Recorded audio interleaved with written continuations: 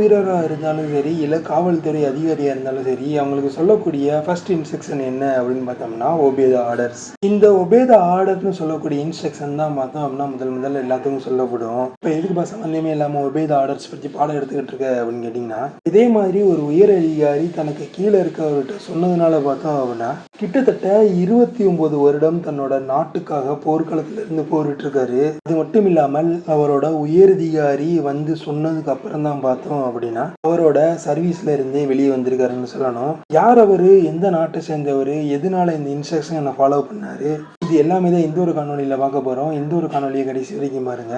அனைவருக்கும் அன்பு வணக்கம். நான் உங்கள் மதுரை குருவி. பார்க்கக்கூடிய இந்த ஒரு ஸ்டோரி எந்த ஒரு வருஷத்தை சேர்ந்தது அப்படின்னு பார்த்தோம்னா 1944. இந்த 1944 தான் பார்த்தோம் அப்படின்னா ஒரு நாட்டோட ஆர்மி வீரர் பார்த்தோம் அப்படின்னா இந்த நாட்டோட ஒரு மிஷனுக்காக ஒரு தீவுகளை இறக்கி விடப்படுறாரு. இப்படி அந்த தீவுகளை இறக்கி விடப்பட்ட அந்த ஒரு ராணுவ வீரர் பார்த்தோம் அப்படின்னா கிட்டத்தட்ட 29 வருடமா போரிட்டுக்கிட்டே இருந்திருக்காரு. அந்த நாடு போர்ல சரண்டர் ஆனதுக்கு அப்புறமா இப்போ அதான் நாடு சரண்டர் ஆயிடுச்சு, அப்புறம் எதுக்கு பண்ண போர் தொடுத்துக்கிட்டே இருக்காரு அப்படின்னு உங்களுக்கு கேள்வி தோணுச்சு அப்படின்னா அந்த ஒரு கேள்விக்கான பதில தான் இந்த ஒரு காணொலியில நான் கொடுக்க போறேன். தகவலை பத்தி தெரிஞ்சுக்க நம்ம போகக்கூடிய வருஷம் என்ன அப்படின்னு பார்த்தோம்னா 1944. எந்த நாட்டுக்கு போக போறோம் அப்படின்னு பார்த்தோம்னா ஜப்பானுக்கு போக போறோம். ஜப்பானோட இம்பரல் ஆர்மியோட செகண்ட் லிeutenant பத்தியான வரலாறை தான் இப்போ நம்ம பார்க்க போறோம். அவரோட பேர் என்ன அப்படின்னு பார்த்தோம்னா அவர் தான் ஹிரோனோ ஒனோடா. இந்த ஹிரானோ ஒனாடா தான் பார்த்தோம் அப்படின்னா இவ்வளோ பெரிய கதைக்கான ஹீரோனே சொல்லலாம். இவரோட பூர்வீகம் எல்லாம் பார்த்தோம் அப்படின்னா ஜப்பான் தான். இவர் ஒரு கட்டத்துக்கு மேலே பார்த்தோம் அப்படின்னா சைனாவில் இருக்கக்கூடிய ஊஹானில் இருக்க ஒரு ட்ரேட் கம்பெனியில் வேலை பார்க்க ஆரம்பிச்சிருக்காங்க. அதுலேருந்து கொஞ்சம் காலத்துக்கு அப்புறமா பார்த்தோம் அப்படின்னா இம்பரல் ஜாப்பனீஸ் ஆர்மியில் பார்த்தோம் அப்படின்னா செகண்ட் லிeutenant ஜாயின் பண்ணுறாரு. இவர் இந்த இம்பரல் ஜப்பான் ஆர்மியில் செகண்ட் லிeutenant சேர்ந்த வருஷம் என்ன அப்படின்னு பார்த்தோம்னா கிட்டத்தட்ட 1942 சேர்றாரு. இது ஒரு ஆர்மியில் சேர்ந்தவனே இவருக்கு கொடுக்கப்பட்ட டாஸ்கெல்லாம் என்ன அப்படின்னு பார்த்தோம்னா உளவுத்துறை அதிகாரி. அது மட்டும் இல்லாம கொரில்லா வார்ஃபேருக்கு தேவைப்படக்கூடிய எல்லா டாக்டிக்ஸும் பார்த்தோம் அப்படின்னா இவருக்கு சொல்லிக் கொடுக்கப்படுது. இப்படி இந்த உளவு வேலையும் கொரில்லா டாக்டிக்ஸையும் கத்து முடிச்ச பின்னாடி என்ன ஆகுது அப்படின்னு பார்த்தோம்னா இவரை செகண்ட் லிeutenant ப்ரொமோட் பண்ணிட்டு இவருக்கான டாஸ்கும் கொடுக்கப்படுது. அந்த ஒரு காலகட்டத்தில் பார்த்தோம் அப்படின்னா இரண்டாம் உலக போர் நடந்துகிட்டு இருந்த காலகட்டம். இந்த ஒரு ஜாப்பனீஸ் ஆர்மி பார்த்தோம் அப்படின்னா பிலிப்பைன்ஸ்ல இருக்கக்கூடிய லும்பக் ஐலாண்டுன்ற ஒரு இடத்த பார்த்தோம் அப்படின்னா ஜாப்பனீஸ் ஆக்கிரமிப்பு ஏரியாவை பிடிச்சி வச்சிருக்காங்க. இந்த ஒரு இரண்டாம் வேர்ல்டு வார் டைம்ல அமெரிக்கா அதோட கூட்டுகளில் பார்த்தோம் அப்படின்னா இந்த ஒரு தீவை கைப்பற்றணும்ன்ற மாதிரி பிளான் பண்றாங்க ஜப்பான்கிட்ட இருந்து. இப்படி ஒரு பக்கம் அமெரிக்காவுடைய அலைஸ் கூட்டணி பார்த்தா ஒரு பக்கம் இறங்கிட்டு இருக்கு. முறியடிக்கிறதுக்காக என்ன பண்றாங்க அப்படின்னு பார்த்தோம்னா இந்த ஒரு ஹிரானோ ஒனோடாவோட இன்னும் ஒரு 3 படை வீரர்களை கொடுத்து இந்த ஒரு லும்பக் ஐலாண்டில் போயிட்டு அங்கே இருக்கக்கூடிய ஏர் ஸ்ட்ரிப்ஸாக இருந்தாலும் சரி வரக்கூடிய எதிரிகள் கப்பல் நிறுத்தக்கூடிய இடம் கப்பல்களெல்லாம் பார்த்தோம்னா முடிஞ்ச அளவுக்கு உங்களால் தகர்க்க முடிஞ்சதுன்னா இதை தகர்த்துருங்க. இந்த இடத்த கேப்சர் பண்ணுறவங்களுக்கு அவங்களுக்கு கொஞ்சம் கூட உதவியே கூடாதுன்ற மாதிரி சொல்லி அனுப்பியிருக்காங்க. இப்படி இந்த மிஷினுக்கு போகிறதுக்கு முன்னாடி இவரோட மேஜர் என்ன சொல்றாரு, அவர் மேஜரோட பேர் என்ன அப்படின்னா மேஜர் ஒகுஷிமி டங்கிஷி அப்படின்னு சொல்லக்கூடிய இந்த ஹிரானோ ஒனோடாவோட சுப்ரீம் லீடர் என்ன சொல்றாரு அப்படின்னா எக்காரணத்தை கொண்டும் நீ அந்த அமெரிக்க படைகளுடன் சரண்டர் ஆகக்கூடாது. அது மட்டும் இல்லாம எந்த ஒரு காரணத்துக்காகவும் உன்னோட உயிரை நீ மாய்ச்சிக்க கூடாதுன்ற மாதிரியான இன்ஸ்ட்ரக்ஷன் கொடுத்து அனுப்புறாரு. இப்படி இன்ஸ்ட்ரக்ஷன் கொடுத்துட்டு இந்த ஹிரானோ ஒனோடா பார்த்தோம் அப்படின்னா அந்த ஒரு லம்பக் ஐலாண்டுக்கு போகக்கூடிய வருஷம் என்ன அப்படின்னு பார்த்தோம்னா 1944. கிட்டத்தட்ட இரண்டாம் உலக போர் முடிகிற ஒரு வருஷத்துக்கு முன்னாடி தான் பார்த்தோம் அப்படின்னா இவர் அந்த ஐலாண்டுக்கு போறாரு. ஐலாண்டுக்கு போயிட்டு அவருக்கான டாஸ்க் எடுக்கும்போது அங்கே இருக்கக்கூடிய சக அதிகாரிகள்லாம் என்ன சொல்றாங்க அப்படின்னு பார்த்தோம்னா போகாத, இந்த மாதிரிலாம் பண்ணாதன்ற மாதிரி சொல்றாங்க. பட் இந்த ஹிரானோ ஒனோடா என்ன சொன்னாரு அப்படின்னா என்னோட சுப்ரீம் லீடர் பார்த்தா சொல்லிட்டாரு இந்த டாஸ்க்கை நான் செயல்படுத்த போறேன்ட்டு. ஹிரானோ ஒனோடாவும் இவரு கூட ஒரு 3 ஜப்பானீஸ் ஆர்மி வீரர்களும் போறாங்க. யூச்சி அட்கஷு, சிமாடா, அதற்கப்புறமா கிங்ஷிஷி கொலுக்கா அப்படின்ற 3 பேர் பார்த்தோம் அப்படின்னா இவர் கூட காட்டு பகுதிக்குள்ள இறங்கி இவங்களோட மிஷினுக்காக போறாங்க.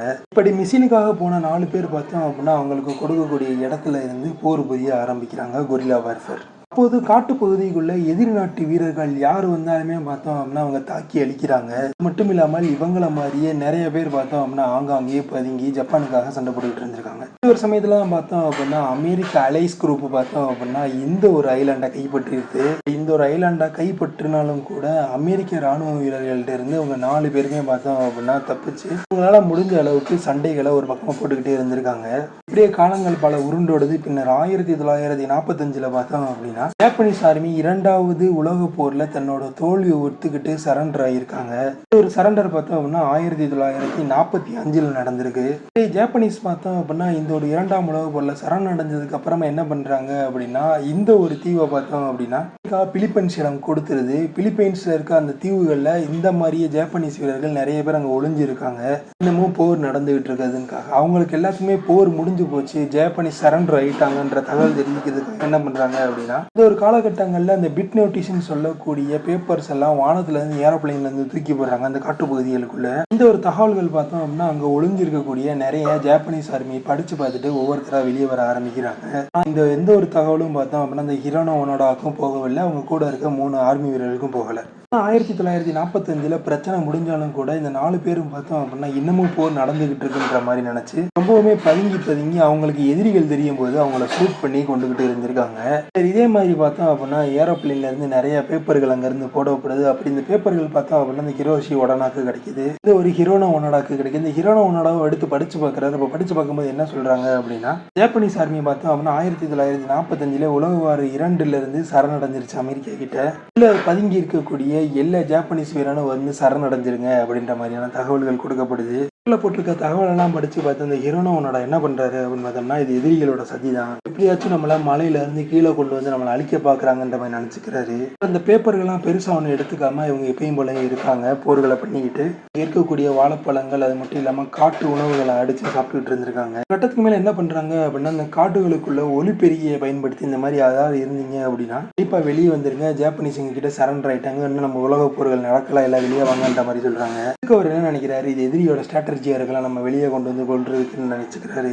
அதை தொடர்ந்து என்ன பண்றாங்க அப்படின்னு பார்த்தோம்னா இந்த ஆர்மி பீப்புளோட ஃபேமிலி மெம்பர்ஸோட போட்டோ, அவங்க எழுதுன லெட்டர்ஸ் எல்லாம் பார்த்தோம் அப்படின்னா மிட் டேர்ல இருந்து காட்டுக்குள்ள போடப்படுது. அதை எடுத்து படிச்சு என்ன பண்றாங்க அப்படின்னா நம்மளோட எதிரிகள் ரொம்பவுமே டாக்டிக்கலா பயன்படுத்தி நம்மளை அழிக்க நினைக்கிறாங்கன்ற மாதிரி அவங்க வெளியவே வராம இருந்திருக்காங்க. கிட்டத்தட்ட பல வருடங்கள் பார்த்தோம் அப்படின்னா அந்த ஹிரோனோ ஒனோடாவும் உங்க கூட இருக்க அந்த 3 பேரும் பார்த்தோம் அப்படின்னா காடுகளுக்குள்ள கிடைக்கக்கூடிய பழங்களை பயன்படுத்தியும் ஆங்காங்கே இருக்கக்கூடிய அந்த விவசாயிகள் பயன்படுத்தக்கூடிய அரிசியெல்லாம் அவங்ககிட்ட அந்த திருடியும் பயன்படுத்திக்கிட்டு இருந்திருக்காங்க. மட்டும் இல்லாமல் இந்த காலகட்டங்கள்ல அவங்க வேலை செய்யற விவசாயிகளையும் சரி இருக்கக்கூடிய ஃபிஷர்மென்ஸையும் சரி இவங்க என்ன நினைச்சிட்டாங்க அப்படின்னா தங்களோட எதிரிகள் தான் நினைச்சு அவங்க கூட சண்டை போட்டு அவங்கள கொல்லவுமே ஸ்டார்ட் பண்ணி இருந்திருக்காங்க. பல வருஷங்கள் இவங்க ஹைட் அவுட்லயே இருக்கு. ஹிரோனோ ஒனோடாவுக்கு துணையா இருந்த அந்த அட்காசுன்ற கூடிய துணை ராணுவ வீரர் என்ன பண்றாரு அப்படின்னு பார்த்தோம்னா சரிபட்டு வராருன்ட்டு 1949 போய் நான் சரண்டர் ஆகிறேன், பிலிப்பைன்ஸ் கவர்மெண்ட் போய் சரண்டர் ஆகுறாரு. சரண்டர் ஆகும்போது என்ன சொல்றாரு அப்படின்னு பார்த்தோம்னா இது மாதிரி இன்னும் ஒரு 3 பேர் பார்த்தோம் அப்படின்னா காட்டுக்குள்ள இருக்காங்க, போர் நடந்துகிட்டு இருக்குன்ட்டு பேச்ச மட்டும் சொல்லி அவங்கள வெளியே வர வைங்கன்ற மாதிரி சொல்றாரு. சொன்னதுக்கு அப்புறமாவே பார்த்தோம் அப்படின்னா அந்த ஒரு பிலிப்பைன்ஸ் கவர்மெண்ட் பார்த்தோம் அப்படின்னா திருப்பி இந்த மாதிரி லெட்டர்கள் அனுப்புறது, போட்டோக்கள் அனுப்புறது, ஒலிபெருக்கிகளை பயன்படுத்தி யாராவது இருந்தா கீழே வந்துருங்க, வார் முடிஞ்சு போச்சுன்னு சொல்ற மாதிரியான தகவல்களும் சொல்ல கட்டத்துக்கு மேல அவர் என்ன நினைச்சாரு அப்படின்னு பார்த்தோம்னா துரோகி நம்மளே பேக் ஸ்டாப் பண்ணிட்டான்ற மாதிரி சொல்றாரு. சாமி இங்கே இருந்திருக்கலாம், தேவையில்லாம சரண்டரை நம்மளையும் போய் மாட்டி விட்டான்ற மாதிரி நினைச்சுக்கிட்டு இருக்காரு இவரு. பின்னர் இவர் கூட பார்த்தோம் இப்ப சிமோடாவும் கொல்கா மட்டும்தான் இருக்காங்க. சிமோடாவுக்கு என்ன ஆகுது அப்படின்னா அங்க நடந்தக்கூடிய ஒரு ஃபைட்ல ஒரு ஃபிஷர்மேன் சுட்டு இவரோட காலில் குண்டு பாஞ்சிருக்கு. இவர் இந்த ஹிரோனோ ஒனோடா என்ன பண்றாரு, கூட்டி வந்து மெடிக்கேஷன் பண்ணி எல்லாமே சரி பண்ணி 6 மாசத்துல ரெக்கவர் ஆகுறாரு.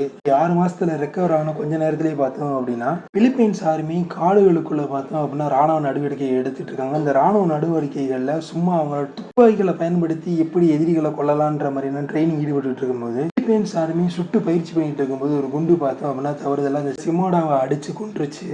இந்த புல்லட் பார்த்தோம் அப்படின்னா இந்த சிமோடா மேல பாஞ்சு அவரும் இறந்து போறாரு. அதுக்கப்புறமா அவர் கூட கொல்கா மட்டும்தான் இருக்காரு. பின்னர் 1972 இந்த கொல்காவும் பார்த்தோம் அப்படின்னா போலீஸ் நடத்தின ஒரு ஃபாரஸ்ட் ரைட்ல பார்த்தோம் அப்படின்னா இவரும் சுட்டு கொல்லப்படுறாரு. இதெல்லாம் கேள்விப்பட்ட ஹிரோனோ ஒனோடா என்ன பண்றாரு அப்படின்னா விட நம்ம இன்னும் காஷியஸா இருக்கணும், எதிரிகள் நம்மளை தாக்கிக்கிட்டே இருக்காங்கன்ற மாதிரி நினைச்சுக்கிட்டே இருக்காரு.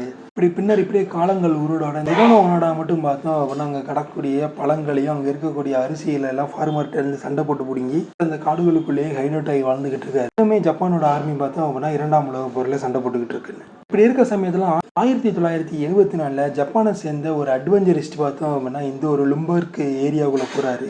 ஏரியாவுக்குள்ள போகும்போதே பார்த்தோம் அப்படின்னா அவர் என்ன சொல்லிக்கிட்டே போறாரு, நம்ம எல்லாம் சொல்ற மாதிரி பேயை பார்க்க போறோம், இதை பார்க்க போறோம், விலங்கு பார்க்க போறோம்னு சொல்ற மாதிரி என்ன நினைக்கிறாரு அப்படின்னா ஒரு பிக் ஃபுட்டை பார்க்க போறேன், அது மட்டும் இல்லாம ஒரு ஸ்னோமேனை பார்க்க போறேன். இதோட சேர்ந்து 1959 இறந்து போன ஹிரோனோ ஒனோடாவை நான் பார்க்க போறேன்ற மாதிரி தமாசா பேசிட்டு போறாரு.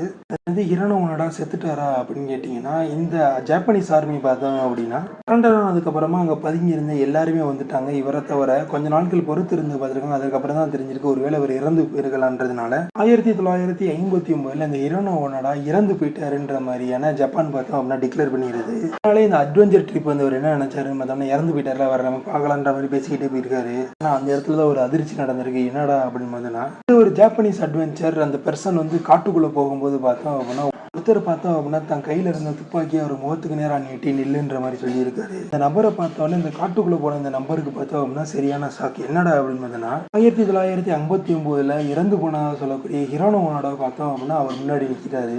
ஹிரோனோ ஓனோடா பார்த்தோம் அப்படின்னா அவர்கிட்ட போய் பேச்சுவார்த்தை நடத்துறாரு. இந்த மாதிரி ஜப்பான் பார்த்தோம் அப்படின்னா 1945 சரண்டர் ஆயிடுச்சு, நீ இன்னும் பார்த்தீங்க அப்படின்னா ஜப்பானீஸுக்காக சண்டை போட்டுக்கிட்டு இருக்கீங்கன்ற மாதிரி கேட்கும்போது அப்போதான் ஹிரோனோ ஓனோடாக்கு பார்த்தோம் அப்படின்னா நடந்ததெல்லாம் தெரிய வருது. உடனே அவர் என்ன சொல்றாரு, என் கூட வாங்க, நான் ஜப்பானுக்கு கூட்டி போறேன்ற மாதிரி சொன்னோடனே அந்த ஹிரோனோ ஓனோட என்ன சொல்றாரு, அதெல்லாம் வர முடியாது, என்னோட சுப்ரீம் கமாண்டரை நீங்க வர சொன்னாரு, அவர் வந்து கூப்பிட்டா மட்டும்தான் என்னோட டியூட்டிலேருந்து நான் வருவேன், இல்லைன்னா நான் வரமாட்டேன்ற மாதிரி சொல்றாரு. உடனே இந்த காட்டுக்குள்ளே போன இந்த பெர்சன் என்ன பண்றாருன்னு பார்த்தோம்னா உடனே ஜப்பானுக்கு வராரு. ஜப்பானுக்கு போய் இந்த ஹிரோனோ ஓனோடா ஒன்று உயிரோட தான் இருக்காரு, நான் போய் அவர்கிட்ட பேசினேன், பட் அவர் என்ன சொன்னாரு, என்னோட கமாண்டர் சொன்னா மட்டும்தான் நான் ரிலீவ் ஆவேன்ற மாதிரி சொன்னாரு. அதனால அவர் கமாண்டரை என் கூட அனுப்பி வச்சிங்க அப்படின்னா நான் ஹிரோனோ ஓனோடாவை கூட்டிட்டு வந்துடுவேன்ற மாதிரி சொல்றாரு. இது ஒரு நேரத்தில் ஹிரோனோ ஓனோடாவோட கேப்டன் பார்த்தோம் அப்படின்னா கிட்டத்தட்ட அவரோட ஆர்மி வேலையிலேருந்து போயிட்டு புக் செல்லராக இருக்காரு. பின்னர் அந்த பெர்சன்ட்ட சொல்லி இந்த மாதிரி இருக்கு, நீங்க வந்தாதான் அவர் வருவாருன்னு சொன்னானே அவரும் இந்த அட்வென்ச்சர் பெர்சன் கூட வராரு. ரெண்டு பேருமா போய் ஹிரோனோ ஓனோடாவை போய் பார்க்குறாங்க. ஹிரோனோ ஓனோடா கிட்ட போய் அவர் என்ன சொல்றாரு அப்படின்னு பார்த்தோன்னா 1945 நம்ம சரண்டர் ஆகிட்டோம், நீயும் வந்து ஃபார்மலா சரண்டர் ஆயிரு,